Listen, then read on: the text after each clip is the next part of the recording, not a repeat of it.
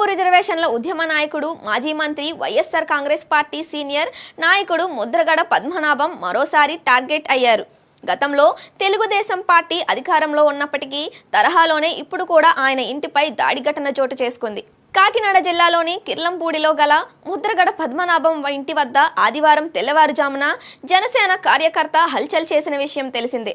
ట్రాక్టర్తో దాడికి దిగాడు. కిర్లంపూడి ఇంటి గేటు విరగ్గొట్టుకుని మరీ లోపలికి ప్రవేశించాడు.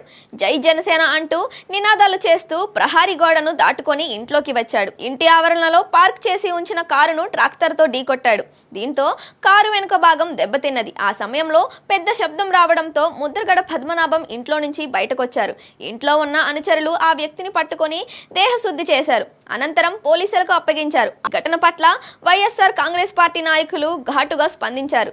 ఈ దాడి ఘటన ఉద్దేశపూర్వకంగా చోటు చేసుకుందని, రాజకీయ కారణాలతోనే కాపు నేతపై దాడి చేశారంటూ విమర్శించారు. తెలుగుదేశం పార్టీ అధికారంలో ఉన్న ప్రతిసారి ముద్రగడ పద్మనాభం ఆయన ఇంటిపై దాడి జరగడం సర్వసాధారణమైపోతుందంటూ మండిపడ్డారు. ఈ ఘటన తర్వాత ఉమ్మడి కాకినాడ, తూర్పు గోదావరి జిల్లాలకు చెందిన పలువురు వైఎస్ఆర్సీపీ సీనియర్ నాయకుడు కిర్లంపూడికి వెళ్లారు. ముద్రగడ పద్మనాభాన్ని పరామర్శించారు. జరిగిన ఘటనపై ఆరా తీశారు.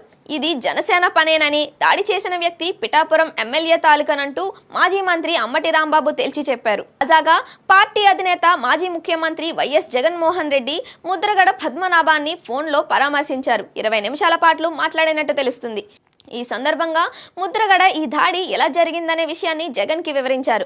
దాడి చేసిన వ్యక్తిని జనసేన కార్యకర్తేనని తెలిపినట్లు సమాచారం. ఈ సందర్భంగా జగన్ ఆయనకు భరోసా ఇచ్చారు. ఇలాంటి ఘటనలు జరగడం దురదృష్టకరమని వ్యాఖ్యానించారు. పార్టీ అండగా ఉంటుందని హామీ ఇచ్చారు.